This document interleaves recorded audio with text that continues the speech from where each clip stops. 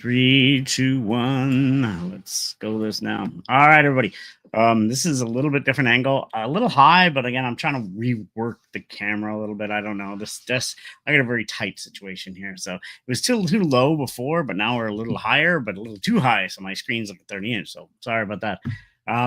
Why am we doing this today? This is going to be a little bit more of a brief one. So is that turning out okay? I don't know. Let's take a look and see how this is turning out on you guys. Making sure you guys are getting to see what I see. Bear with here. We are live, so the setup is a little bit awkward for me, I guess. All right. All right, well, we're going to end that right there and not worry about it. So, Tom here.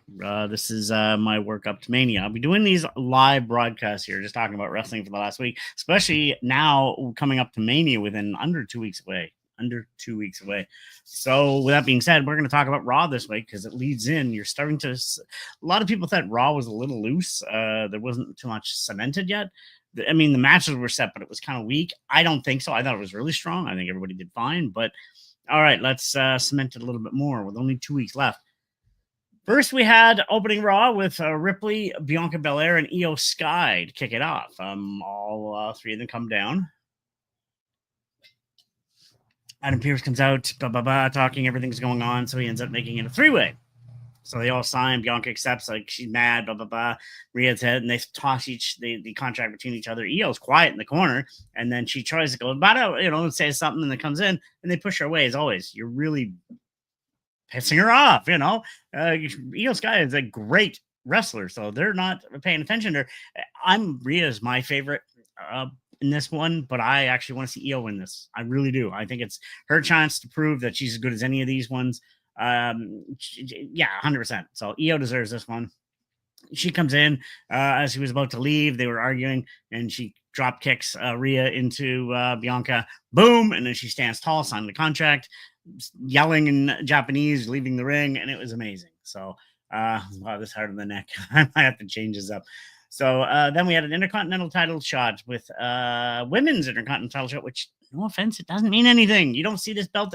It's not the workhorse belt like the original IC belt is. It's rarely ever seen.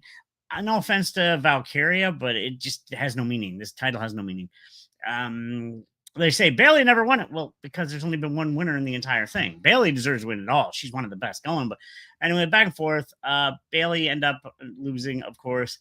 But again, it didn't mean much. Then we had the LWO versus the American Made and El Grande Americano, which I wonder who that is. So good match, back and forth. El Grande Americano, the Pre Brothers defeated the LWO. They put a little thing under his mask, El Americano. Anyway, later on in the night, you're going to see Ray want to challenge El Americano for a match at Mania. So we'll see exactly how that goes. Then we have, to me, the three-way at the beginning, open that and finally finalize that. Now, if anybody remembers last week on Raw, what happened? We had the bloody attack with Jey Uso, it was Jimmy Uso. And Gunther blooding him up, wiping the blood all over him and everything. It was really well done. And Jay couldn't do anything because he was tied to the rope and he was emotional and da-da-da.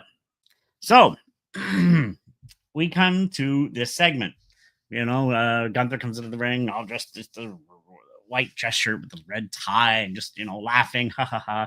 And Jimmy comes down after and coming through the crowd through his, the music playing. But he's not doing no yeeting, nothing. He's very serious, very stoic. And Gunther goes to lift the mic. He swats it out of his hand. Doesn't even give Gunther a chance to say a word. It was like, oh. And then he just goes very stoic coming in after a long, slow build-up. You got a mom. Like, what? You got a family, you talk to your mom. You talk to her about the barbecue, the family, your dog, everything goes into it. Like, whoa, what's this, And then he said, I had to tell my mom. And I said, Joshua broke the fourth wall right there. Like, that's his real name, Josh, not Jay, Joshua. So I was like, whoa, okay. And then, until goes into about how he explained how couldn't defend my brother. Why? Because I was scared. I was scared of Gunther. It's like, whoa, brilliant. Just, okay. And it got emotional. I get goosebumps thinking about it. And Gunther starts getting serious looking like that. And he said, you know what? I realized my darkest moment. We're going. You got to watch this segment. It's on YouTube. comes out, he gets emotional, and he says, "You know what? I realized out of all this, through the dark moment, I seen the light. I'm not scared of you no more. Not scared of you no more." Like, and then Gunther has this really very, oh no, what did I do? I might have pushed the wrong buttons here. Got a blood family, the bloodline family. He's one of the bloodlines. Let's be honest. And then he got one of them ticked off. You messed up with the family. No, no, no, no. You don't do that. So, and then he goes, then, and throughout the whole thing, on a quick side note, I'm tired of the E chant, and not for him. It was said online, one of the other shows I watch, and I agree with them the way they should do. He should not eat at all. Not at all. Just for the next 2 weeks until Mania. Because the crowd was like, yeet, when he was getting emotional. I'm like, you know what, crowd? On you. He's trying to get emotional. He's trying to get real. You guys are yeeting something serious. Bunch of idiots. No offense, you're idiots when you're yeeting us very serious promo. I thought it was stupid. And he was trying to tell them to quiet down, but they weren't. They were yeet. This is not a yeeting moment. But no offense, fans like to get themselves over. It's ridiculous. I hate it. So I didn't like that in the slightest. Fans really got to shut up. Learn it. They want to try to make themselves part of the show. Well, let the guys do their work. Let the girls do their work. Shut up when you need to shut your mouth. And that was not a moment you need to go yeet. But anyway, so he shouldn't yeet at all until Mania. Hopefully, it'll be the opening match. And people say opening match, world title. Edge versus Del Rio was an opening match. That was a brilliant match. Title match can open a show, and it doesn't denigrate it in the slightest. So I'd hope it does open Mania Night 1. I'd love that because we get that emotion, get you pumped. Because I'm saying Jay's going to win. I really should win. He should win because it would make none of this mean any sense. Let him beat him. I'm not saying he'd have a long title run. Maybe he would. But and only then, once he has that title, then start eating. Boom. And the crowd would be the mega yeet. Oh, it would be emotional because finally he can yeet and he can be in the moment. And I wanted to see him win that title years ago when he took on Roman. Remember, way back before the bloodline stuff, just as it was starting. Remember that match they had? So I want that again. But we'll wait and see. Again, great moment, emotional. I got goosebumps talking about it. That set, everybody's like, "Oh, Jay, he won the Rumble." I loved when he won the Rumble, and I thought he could do it, but people are idiots. Whatever. Then we had the World Tag Team Championship match, the War Raiders versus the New Day. You kind of lost me in the New Day, and I'm a fan. I'm a diehard New Day fan. Followed their podcast, fans of all the guys. I miss Big E. Big E is one of my all-time faves. Like he's easily in my top 10. Big E, for a guy that just seems like a good human. If you ever watch into the podcast, you realize how good of a sweet human being he is too, and just entertaining. So much charisma.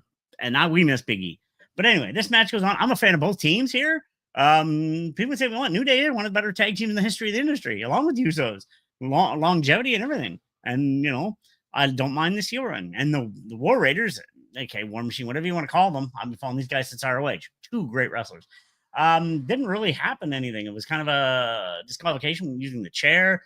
Then the New Day started to take both their necks out, and it got serious. So I don't know where that's going. It's kind of confusing. I'm a little bit, and then some dude called Tony Hinecliffy.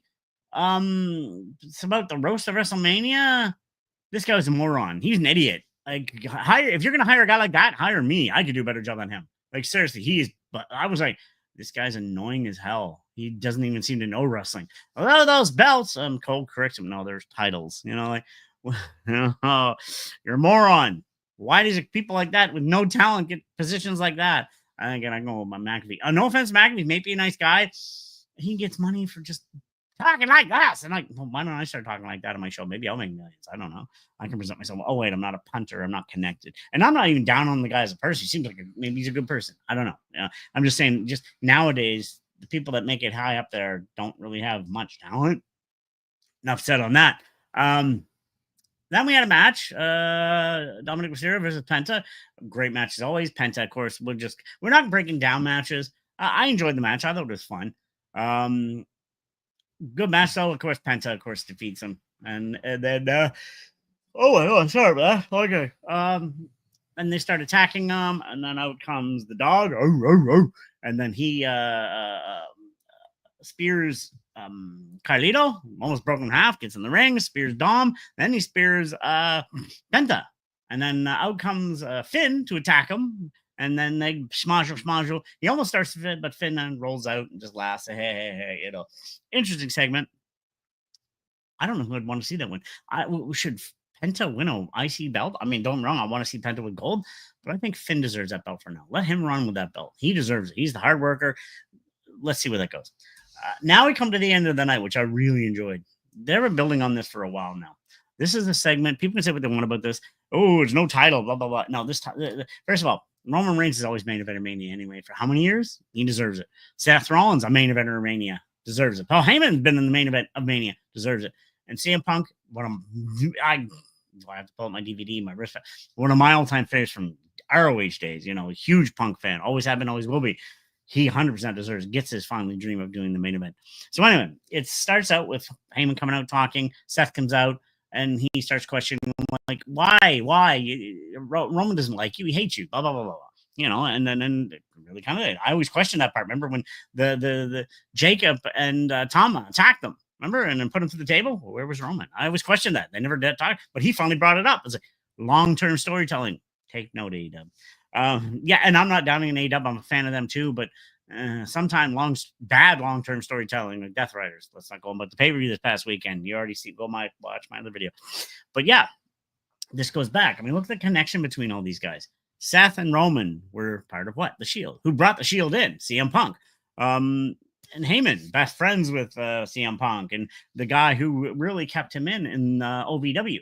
Anybody follows the rest? Remember when he brought him into ECW before there was OVW? But coming out of ROH, remember the infamous signing the contract on the belt? That's classic moments. I can go back in Punk's history a lot, but Heyman believed in him, and he was a Heyman guy, and Heyman knew that some Punk has talent, and lead it on to now. So he says, like, where was Punk? Punk he didn't help you with that cage, man. He didn't in the War Games. He wanted a favor for doing it. That's not a friend. So Seth, please don't questioning, well, why are you doing? Neither of these guys care for you. Maybe we should take you out of the equation. And you're not going to leave the equation? Fine. I'll help you with that.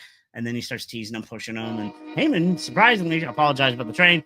Heyman goes to him. He's like, get braved up and stop touching me. And then he just pushed him in the corner, and then CM Punk comes out, bum, bum, bum, back forth. Good.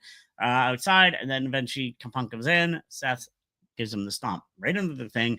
And then he's just about to stomp Heyman as Heyman's over looking at Punk. And then he misses him by an inch purposely. And he goes, grabs the mic. Now you owe me a favor. And then it leaves. And then the end of Raw. Wow. I'm really enjoying. I can't wait till this match. This is going to be fun. Will we have heel turns? I'm going to say Seth probably be the guy to turn heel, maybe, even though Roman could turn heel because he's really kind of been a heel. He hasn't really turned face. He's still the same jackass character. He's a great character. I'm a Roman Reigns. You can't deny his ability, but he really hasn't been the ass. He's still been kind of an ass, like not caring, bossy, pushy. He's not the kind of guy you want to, so I can see him staying heel and just keeping the other guy's face. But we'll see. Oh, this could be a good match. This is going to be great. Looking forward. I like the build. This is the way you build stuff, and WWE's doing it. They're hitting on all cylinders right now. I'm really enjoying what's going on here. And where's this going to lead? Well, we got 2 weeks left. Technically, we only got 1 Raw left. That's this next week's Raw. We got that, which is going to lead into Mania. So this it's getting close. We're getting close to WrestleMania. And if anybody's watching, I'll probably do a thing on WrestleMania. I don't know. Maybe I've thought about recording myself at WrestleMania, put it here and watching myself as I watch the pay-per-view. I don't know. We'll wait and see. You get a live reaction. Not a fake one either. I don't believe in those fake. You get a lot of these fake ones like, oh, God. Now they're fake. A lot of them are fake, these reaction videos. I'll do a real straight-out reaction video. And if anybody knows me in a reaction video, I'll pound my chest. Anybody who's been watching me watch wrestling. So it'll be interesting to watch me watch wrestling. But yeah, how is this going to turn out? I don't know. We'll wait and see. I'm looking forward to it. But yeah, the card so far in Mania looks really solid. Wait and see. I'm sorry, guy. I am exhausted, but hey, I wanted to do this. I'm going to be doing this a little bit more. And don't forget, on the week of Mania as well, there's also going to be a lot of GCW shows that week I'll be watching as well. Maybe I'll review those. I don't usually do that, but you know what? We have For the Culture, which is hosted by GCW. It's mostly an all African-American cast of wrestlers on the whole show. And I've discovered a lot of great guys there when I watched it. And you get some veterans there too. Then you have Effie's Gay Brunch, which is entertaining. It used to be another guy's show, but he's a piece of trash now. So they brought Effie, which I like Effie. Effie's awesome. So Effie's Gay Brunch, it's always entertaining match. And you got Joey Janela's Spring Break, which is always entertaining. They always have the Battle Royal. Yoshia, it's the rubber doll comes out from GDG sometimes with these, and it's always sometimes you get surprises. JTG has been in it a few times, and they get surprises from different companies. So that's always fun to watch.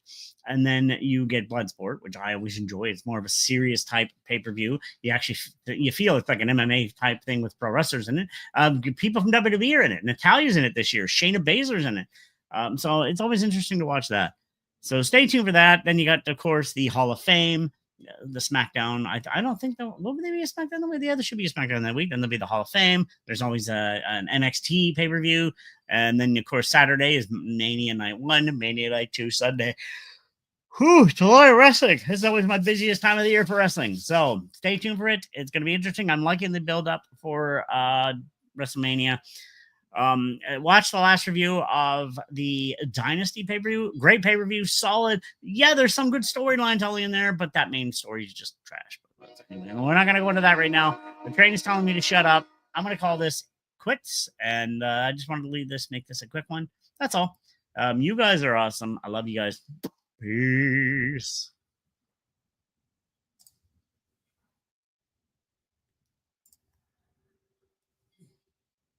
Mm-hmm.